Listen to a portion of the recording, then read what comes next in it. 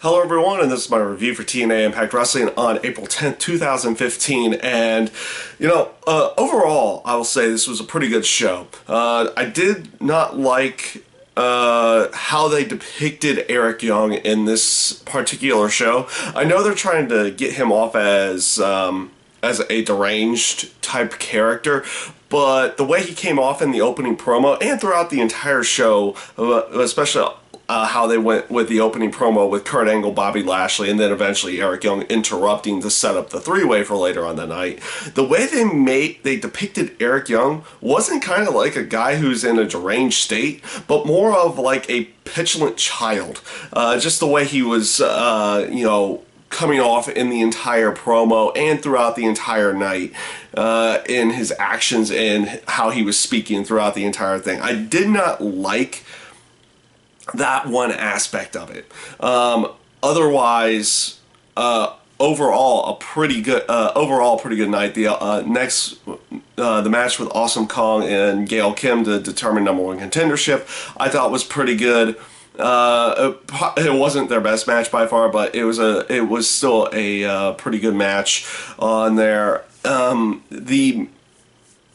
Sorry about that one for a second. The Rising's promo, Drew Galloway, Micah, Eli Drake. So we finally get to be introduced to the two new members of the Rising, with Micah and Eli Drake there. And honestly, promo wise, I thought Micah wasn't bad, but Eli Drake was great.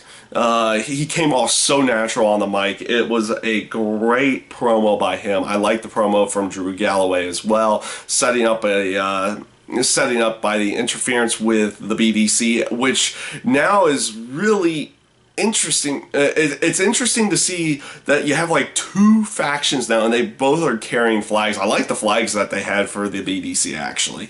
They came off really well, or they at least just looked. They looked at least decent in that sense. They came in that sense did come off really well. The match, the 6-man, was a relatively good one.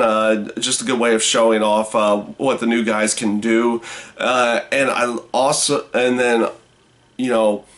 one fact I didn't like is that they didn't really write off Samoa Joe, but I like how they brought in Homicide.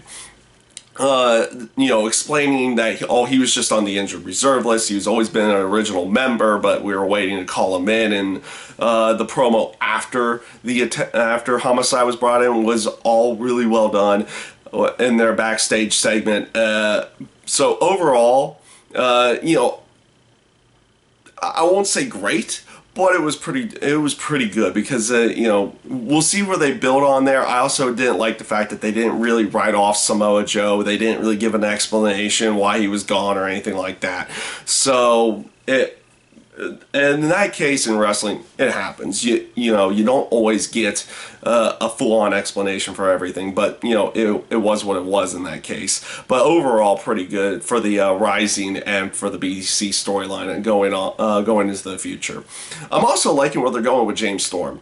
It's interesting to see how his dynamic changes throughout the promo. Like you have his moment where he's talking there with Mickie James and explaining why he did what he did. He's coming off almost like the face James Storm, nice, cordial, all that in every sense of the word. And then Manic comes in and his demeanor just completely changes back into the whole Revolution aspect of everything. I also like the promo that he threw out there after, before setting up the three-way match to determine who was going to be his tag team partner. The reason why I liked the promo was, where before they did not do anything to explain out Samoa Joe, but they did do something to explain out the Great Sonata. Getting Sonata out of the Revolution and either off of TV completely, or he'll come back as a face character or something in that sense down the road. So they at least did explain that off, and then they set up the three-way match with Koya, Abyss, and Manic to determine who's going to be his tag partner in the tag team tournament. Honestly, for a three-way match, it was kind of meh. It wasn't anything great to watch. I did like the mannerisms, outside to, outside and the mannerisms with James Storm and Koya trying, everything that James Storm was trying to do to try to get Koya fired up, because pretty much he's done nothing since he's come in, and now they're gonna put him into a situation where he's teaming up with James Storm.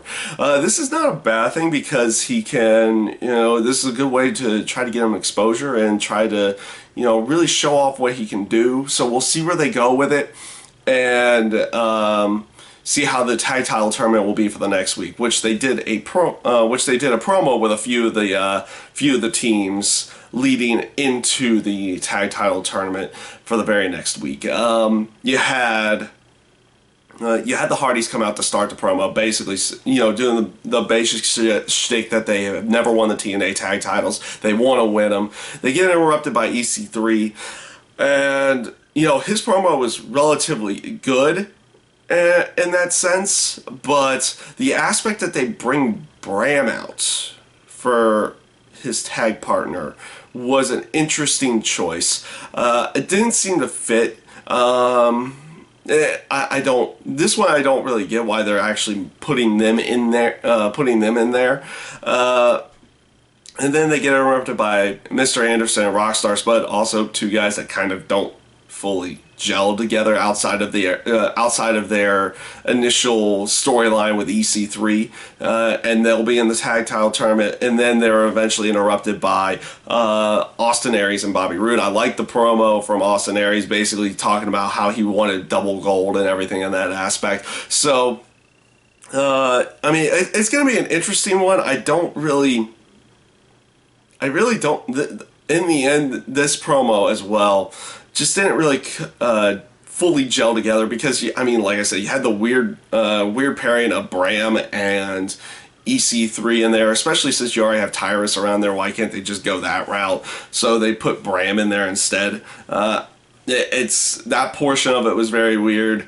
The whole aspect behind the tag title tournament, it's really weird how they go with the Ultimate X match. They either don't use it at all, or they use it too much. And they're using it too much in this case. At least they're advertising that there's going to be an Ultimate X match now for next week's show, but you just got off of having one Ultimate X match. Now you're having another one. So, and it just seems a little too soon to be doing another Ultimate X match at that point in time. So this leads into the main event of the night, which was the three-way Bobby Lashley, Kurt Angle, Eric Young. Really good match. Fun triple threat.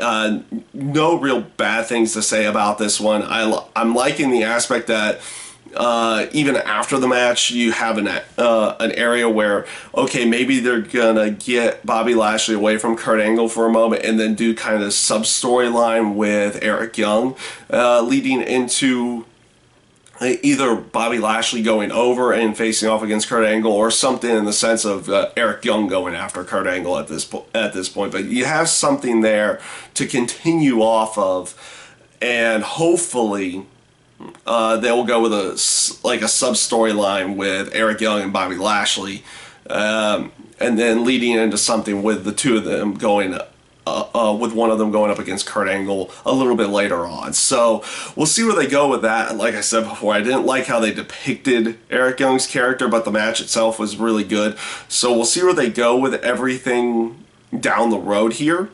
And yeah, overall, outside of a few things that I thought weren't, either just didn't really make sense or wasn't really good,